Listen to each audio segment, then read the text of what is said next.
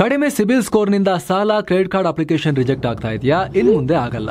SBM Z credit card ಬಳಸಿ ಈಸಿಯಾಗಿ credit score ಅನ್ನ 750 ಗಿಂತ ಜಾಸ್ತಿ ಮಾಡ್ಕೋಬಹುದು. ಇದೊಂದು FD ಆಧಾರಿತ ಕಾರ್ಡ್. UPI ಬಳಸಿ ಕ್ರೆಡಿಟ್ ಕಾರ್ಡ್ ಬ್ಯಾಲೆನ್ಸ್ ಅನ್ನ ಖರ್ಚು ಮಾಡಬಹುದು. FD ಗೆ RBI ಗ್ಯಾರಂಟಿಯೊಂದಿಗೆ 7% ಇಂಟ್ರೆಸ್ಟ್ ಕೂಡ ಸಿಗುತ್ತೆ. 30 ದಿನದಲ್ಲೇ ಕ್ರೆಡಿಟ್ ಸ್ಕೋರ್ ನಲ್ಲಿ ಇಂಪ್ರೂವ್ಮೆಂಟ್ ಕೂಡ ನೋಡಬಹುದು. ಡಿಸ್ಕ್ರಿಪ್ಷನ್ ಹಾಗೂ ಪಿನ್ ಕಾಮೆಂಟ್ ನಲ್ಲಿರೋ ಲಿಂಕ್ ಮೂಲಕ Z ಆಪ್ ಡೌನ್ಲೋಡ್ ಮಾಡಿ. 3 ವರ್ಷ ಸುದೀರ್ಘ ಯುದ್ಧ, ಅಲ್ಲಾಡದ ರಷ್ಯನ್ ಎಕಾನಮಿ, ಕದನದ ಮಧ್ಯೆಯೂ ಆರ್ಥಿಕ ಓಟ, ಏನಿದು ಪುಟಿನ್ ಜಾದು? ಸ್ನೇಹಿತರೆ, ಇಲ್ಲಿ ನೋಡಿ, ಇದು ವಿಶ್ವದಲ್ಲೇ 4ನೇ ಆರ್ಥಿಕತೆ. ಜರ್ಮನಿ 2024ರಲ್ಲಿ ದಾಖಲಿಸಿದ GDP ಗ್ರೋತ್ ರೇಟ್ 0.2% ಇದೆ. ಆದರೆ ಅದೇ ಸೇಮ್ ಟೈಮ್ ರಷ್ಯಾದ GDP 4.3% ಏರಿಕೆ ಕಂಡಿದೆ. ಜರ್ಮನಿಲಿ ಯುದ್ಧ ಇಲ್ಲ, ಆಂತರಿಕ ಸಂಘರ್ಷ ನಡೆಯುತ್ತಿಲ್ಲ, ಆದರೂ ಅದರ ಎಕಾನಮಿ ಕುಸಿದಿದೆ. ಆದರೆ ಯುಕ್ರೇನ್ ಜೊತೆ ಸುದೀರ್ಘ 3 ವರ್ಷಗಳಿಂದ ಕಾದಾಡ್ತಿರೋ ರಷ್ಯಾ ಸೇನೆಗಾಗಿನೇ ಸಾವಿರಾರು ಕೋಟಿ ಸುರಿದಿದೆ. ಅಷ್ಟಾದರೂ ರಷ್ಯಾ ಆರ್ಥಿಕ ಪರಿಸ್ಥಿತಿ ಕಾಣೋದು ನಿಂತಿಲ್ಲ. ಹಾಗಿದ್ರೆ ಇದಕ್ಕೆ ಕಾರಣ ಏನು? ಯುದ್ಧ ಮಾಡ್ತಿದ್ರು ರಷ್ಯಾ ಎಕಾನಮಿ ಈ ಥರ ಬೆಳವಣಿಗೆ ಆಗ್ತಿರೋದು ಹೇಗೆ? ಸಂಘರ್ಷ ನಿರತ ರಷ್ಯಾಗೆ ಆದಾಯ ಬರ್ತಿರೋದಾದ್ರೂ ಎಲ್ಲಿಂದ? ಯುಕ್ರೇನ್ಗಾದ್ರೆ ಅಮೆರಿಕ, ಯುರೋಪ್ ರಾಷ್ಟ್ರಗಳು ಆರ್ಥಿಕ ನೆರವು ನೀಡ್ತಿವೆ ಅಂತ ಹೇಳ್ಬೋದು. ಆದ್ರೆ ಯಾವುದೇ ನೆರವಿಲ್ಲದೆ ರಷ್ಯಾ ಹೇಗೆ ಆರ್ಥಿಕತೆ ಮೇಂಟೈನ್ ಮಾಡ್ತಿದೆ? ಪುಟಿನ್ ಅಂಥದ್ದೇನು ಜಾದು ಮಾಡ್ತಿದ್ದಾರೆ? ಎಲ್ಲವನ್ನ ಈ ವರದಿಲಿ ಡೀಟೇಲ್ ಆಗಿ ಹೇಳ್ತಾ ಹೋಗ್ತೀವಿ. ವಿಡಿಯೋನ ಮಿಸ್ ಮಾಡದೆ ಕಡೆ ತನಕ ನೋಡಿ. 3 ವರ್ಷ ಯುದ್ಧ, 21 ಲಕ್ಷ ಕೋಟಿ ದುಡ್ಡು, ಎಷ್ಟೇ ಸುರಿದರೂ ಬತ್ತದ ರಷ್ಯಾ ಖಜಾನೆ. ಸ್ನೇಹಿತರೆ, ರಷ್ಯಾ ಯುಕ್ರೇನ್ ಮಧ್ಯೆ ಯುದ್ಧ ಶುರುವಾಗಿ ಭರ್ತಿ 3 ವರ್ಷಗಳೇ ಕಳೆದು ಹೋಗಿವೆ. 2022ರಲ್ಲಿ ಯುಕ್ರೇನ್ ನೇಟೋ ಸೇರ್ತೀನಿ ಅಂದ ಒಂದೇ ಕಾರಣಕ್ಕೆ ಶುರುವಾದ ಕದನ ಇವತ್ತಿಗೂ ನಿಂತಿಲ್ಲ. ಮದವೇರಿದ ಮದ್ದಾನೆಗಳಂತೆ ಎಂದಿಗೂ ಒಬ್ಬರ ಮೇಲೊಬ್ರು ಮುಗಿ ಬೀಳ್ತಾನೆ ಇದ್ದಾರೆ. ಈ ಭೀಕರ ಬಡಿದಾಟದಲ್ಲಿ ಬಲಿಯಾದ ಮನುಷ್ಯರಿಗಂತೂ ಲೆಕ್ಕ ಇಲ್ಲ. ಆದ್ರೆ ಯುದ್ಧ ಭೂಮಿಗೆ ತೆತ್ತ ದುಡ್ಡಿಗೆ ಲೆಕ್ಕ ಇದೆ. ಯುಕ್ರೇನ್ ಇದುವರೆಗೂ $174 ಬಿಲಿಯನ್ ಖರ್ಚು ಮಾಡಿದ್ರೆ, ದೈತ್ಯ ರಷ್ಯಾ ಇದುವರೆಗೂ ಬರೋಬ್ಬರಿ $344 ಬಿಲಿಯನ್ ದುಡ್ಡನ್ನ ಕದನ ಕಣಕ್ಕೆ ಚೆಲ್ಲಿದೆ. ಸ್ನೇಹಿತರೆ, ಇಲ್ಲಿ ಯುಕ್ರೇನ್ಗೇನೋ ಅಮೆರಿಕ, ಯುರೋಪ್ನಂತಹ ಬಲಿಷ್ಠ ಆರ್ಥಿಕ ಮಿತ್ರರ ನೆರವಿದೆ. ಸೇನಾ ನೆರವು, ಆರ್ಥಿಕ ನೆರವು, ಮಾನವೀಯ ನೆರವು ಅಂತ ಹೇಳಿ ಇದುವರೆಗೂ ಯುಕ್ರೇನ್ ಮಿತ್ರರು $312 ಬಿಲಿಯನ್ ಅಧಿಕ ಹಣ ಹರಿಸಿದ್ದಾರೆ. ಇದರಲ್ಲಿ ಯುಕ್ರೇನ್ ಸೇನೆಯಷ್ಟೇ ಅಲ್ಲದೆ ಇಡೀ ದೇಶವನ್ನ ಸಾಕಬಹುದಾಗಿದೆ. ರಷ್ಯಾಗೆ ಯಾರಿದ್ದಾರೆ? ಉತ್ತರ ಕೊರಿಯಾ, ಚೀನಾದಂತಹ ಬೆರಳೆಣಿಕೆ ದೇಶ ಸೈನ್ಯ ಶಸ್ತ್ರಾಸ್ತ್ರ ಒದಗಿಸ್ತಿವೆಯಾದ್ರೂ ಅದ್ಯಾವುದು ಪುಕ್ಕಟ್ಟೆಗಲ್ಲ. ಇಬ್ಬರಿಗೂ ರಷ್ಯಾ $130 ಬಿಲಿಯನ್ ಅಧಿಕ ಹಣ ಸಂದಾಯ ಮಾಡಿದೆ. ಬಟ್ ಇದರ ನಡುವೇನೂ ವರ್ಷದಿಂದ ವರ್ಷಕ್ಕೆ ರಷ್ಯಾದ ಡಿಫೆನ್ಸ್ ಬಜೆಟ್ ಏರಿಕೆಯಾಗ್ತಲೇ ಹೋಗ್ತಿದೆ. ರಷ್ಯಾ ತನ್ನ ಬಜೆಟ್ ಅಲ್ಲಿ 30% ಕೇವಲ ಸೇನೆಗೆ ಖರ್ಚು ಮಾಡ್ತಿದೆ. ಇಷ್ಟೊತ್ತಿಗೆ ಬೇರೆ ಯಾವುದಾದ್ರೂ ದೇಶ ಆಗಿದ್ರೆ ಆರ್ಥಿಕವಾಗಿ ಬರ್ಬಾದಾಗಿ ಯುದ್ಧ ನಿಲ್ಲಿಸಬೇಕಿತ್ತು. ಆದ್ರೆ ರಷ್ಯಾ ಆರ್ಥಿಕತೆ ದಿವಾಳಿಯಾಗೋದಿರ್ಲಿ, ಇನ್ನಷ್ಟು ಚಿಗುರ್ತಾ ಇದೆ. ಯುದ್ಧಗ್ರಸ್ತ ದೇಶ ಆದ್ರೂ ಆರ್ಥಿಕತೆ ಸ್ಥಿರ.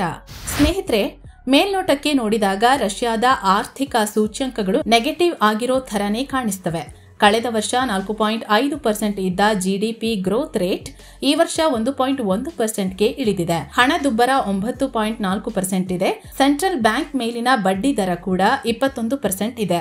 ಇದೆಲ್ಲ ರಷ್ಯಾ ಸಂಕಷ್ಟದಲ್ಲಿದೆ ಅಂತಾನೆ ಹೇಳ್ತಾವೆ. ಆದ್ರೆ ಇದು ಅರ್ಧ ಸತ್ಯ ಮಾತ್ರ. ಯುದ್ಧಗ್ರಸ್ತ ದೇಶದ ಆರ್ಥಿಕ ಇಂಡಿಕೇಟರ್ಗಳು ಈ ತರ ಕಾಣಿಸೋದು ಸಹಜನೇ. ಆದ್ರೆ ಇಷ್ಟು ಸುದೀರ್ಘ ಯುದ್ಧ ಮಾಡಿದಾಗ ಇತಿಹಾಸದಲ್ಲಿ ಬೇರೆ ದೇಶಗಳ ಪರಿಸ್ಥಿತಿ ಏನಾಗಿತ್ತು ಅಂತ ನೋಡಿದಾಗ ರಷ್ಯಾ ಎಷ್ಟು ಸ್ಥಿರವಾಗಿದೆ ಅನ್ನೋದು ನಮಗೆ ಗೊತ್ತಾಗುತ್ತೆ. 2ನೇ ಮಹಾಯುದ್ಧ ಶುರು ಮಾಡಿದ ನಾಜಿ ಜರ್ಮನಿ GDP 1942ರಲ್ಲಿ $34 ಬಿಲಿಯನ್ ನಷ್ಟು ಇತ್ತು. ಆದ್ರೆ 3 ವರ್ಷದಲ್ಲಿ $28 ಬಿಲಿಯನ್ ಗೆ ಬಿದ್ದಿತ್ತು. ಅಂದ್ರೆ 20% ಕುಸಿತ ಕಂಡಿತ್ತು. ಇದೇ ಸಮಯದಲ್ಲಿ ಜರ್ಮನಿಗೆ ಸಾಥ್ ಕೊಟ್ಟಿದ್ದ ಜಪಾನ್ ಆರ್ಥಿಕತೆ ಕೂಡ ದಿವಾಳಿಯಾಗಿತ್ತು. ಇಂಡಸ್ಟ್ರಿಯಲ್ ಪ್ರೊಡಕ್ಷನ್ 28% ಬಿದ್ದಿತ್ತು. ಅಷ್ಟೇ ಯಾಕೆ, ಅಂತಹ ಸೋ ಕಾಲ್ಡ್ ದೊಡ್ಡಣ್ಣ ಅಮೆರಿಕದ ಕೈಗಾರಿಕಾ ಉತ್ಪಾದನೆ ಕೂಡ ಸಿವಿಲ್ ವಾರ್ ಟೈಮ್ನಲ್ಲಿ 12% ಕುಸಿದಿತ್ತು. ಆದ್ರೆ ರಷ್ಯಾ ಮಾತ್ರ ಇವತ್ತಿಗೂ ಪಾಸಿಟಿವ್ ಗ್ರೋತ್ ನಲ್ಲಿದೆ. ಖುದ್ದು IMF ರಷ್ಯಾ ಈ ವರ್ಷ 1-2% ಬೆಳವಣಿಗೆ ಕಾಣಬಹುದು ಅಂತ ಹೇಳ್ತಿದೆ. ರಷ್ಯಾದ ಬಳಿ ಈಗಲೂ $680 ಬಿಲಿಯನ್ ವಿದೇಶಿ ವಿನಿಮಯ ಇದೆ. 2024 ಸರ್ಪ್ಲಸ್ ಬಜೆಟ್ ಮಂಡನೆ ಮಾಡಿದೆ. ನಿರುದ್ಯೋಗ ಪ್ರಮಾಣ ಕೇವಲ 2%. ಹಾಗಿದ್ರೆ ಇದಕ್ಕೆಲ್ಲ ಕಾರಣ ಏನು? ರಷ್ಯಾ ಆರ್ಥಿಕತೆ ಅಲ್ಲಾಡ್ತಿಲ್ಲ ಯಾಕೆ? ಸ್ನೇಹಿತರೆ, ದಿನ ಬೆಳಗಾದ್ರೆ ಯುಕ್ರೇನ್ ಜೊತೆ ಹೊಡೆದಾಡ್ತಾ ಡ್ರೋನ್ ಮಿಸೈಲ್ ಮಳೆ ಸುರಿಸ್ತಿರೋ ರಷ್ಯಾ ಆರ್ಥಿಕತೆ ಅಷ್ಟೇನೂ ಅಲುಗಾಡದೇ ಇರೋದಕ್ಕೆ ಪ್ರಮುಖ ಕಾರಣ ರಷ್ಯಾದ ನೈಸರ್ಗಿಕ ಶಕ್ತಿ. ಇಂಧನ ಮತ್ತು ಅನಿಲದ ಭಂಡಾರವೇ ರಷ್ಯಾ ಹತ್ರ ಇದೆ. ವಿಶ್ವದಲ್ಲೇ ಅತಿ ಹೆಚ್ಚು ನೈಸರ್ಗಿಕ ಅನಿಲ ನಿಕ್ಷೇಪ ಹೊಂದಿರೋ ರಾಷ್ಟ್ರ ರಷ್ಯಾ. ಜಗತ್ತಿನ ಕಾಲು ಭಾಗ ಅಂದ್ರೆ 24.39% ನಷ್ಟು ನ್ಯಾಚುರಲ್ ಗ್ಯಾಸ್ ರಿಸರ್ವ್ ರಷ್ಯಾದಲ್ಲಿವೆ. ಪ್ರತಿ ವರ್ಷ ಸುಮಾರು 200 ಬಿಲಿಯನ್ ಕ್ಯೂಬಿಕ್ ಮೀಟರ್ ನಷ್ಟು ಅನಿಲ ಎಕ್ಸ್ಪೋರ್ಟ್ ಮಾಡುತ್ತೆ. ಬೇರೆ ಯಾರಿಗೋ ಅಲ್ಲ, ಇದೇ ಯುರೋಪ್ ರಾಷ್ಟ್ರಗಳಿಗೆ ಮಾರುತ್ತೆ. ಕೇವಲ ಅನಿಲದಿಂದಲೇ ವರ್ಷಕ್ಕೆ $235 ಬಿಲಿಯನ್ ಗಳಿಸುತ್ತೆ. ಇನ್ನು ಆಯಿಲ್ ರಿಸರ್ವ್ ಕಡೆ ಬರೋಣ.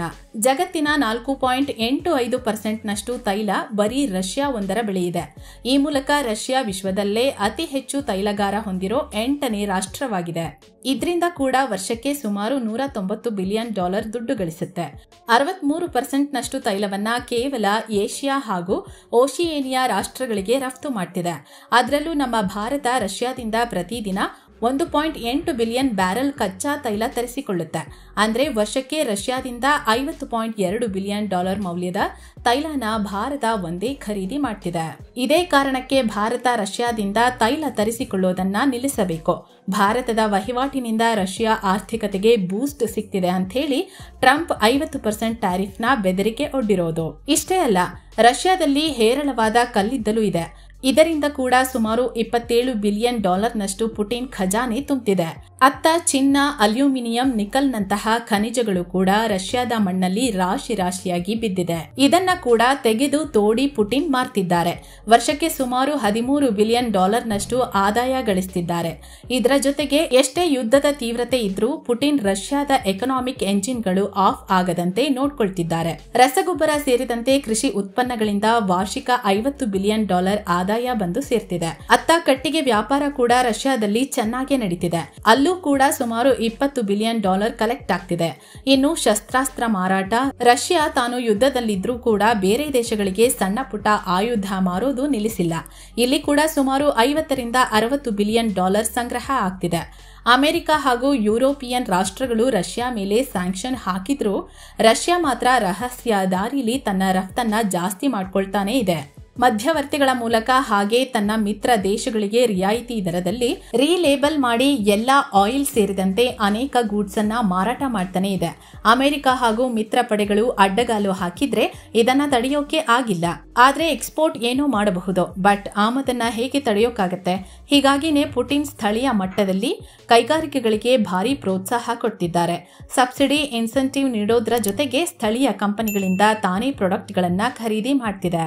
ಹೀಗೆ ಯುದ್ಧದಂತ ಭೀಕರ ಸಂಕಷ್ಟದಲ್ಲಿದ್ರೂ ರಷ್ಯಾ ತನ್ನ ನೈಸರ್ಗಿಕ ಸಂಪತ್ತಿನಿಂದ ಸ್ಥಳೀಯ ಉದ್ಯಮಗಳನ್ನ ಚೆನ್ನಾಗಿ ನೋಡ್ಕೊಳ್ತಾ ಎಕ್ಸ್ಪೋರ್ಟ್ನ ಹೆಚ್ಚಿಸ್ಕೊಳ್ತಾ ಆರ್ಥಿಕವಾಗಿ ಉಸಿರಾಡ್ತಿದೆ.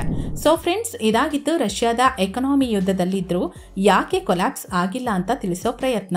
ನಿಮಗೆ ಈ ವಿಡಿಯೋ ನೋಡಿ ಏನ್ ಅನ್ನಿಸ್ತು ಅನ್ನೋದನ್ನ ಕಮೆಂಟ್ ಮಾಡಿ ತಿಳಿಸಿ. ಧನ್ಯವಾದ.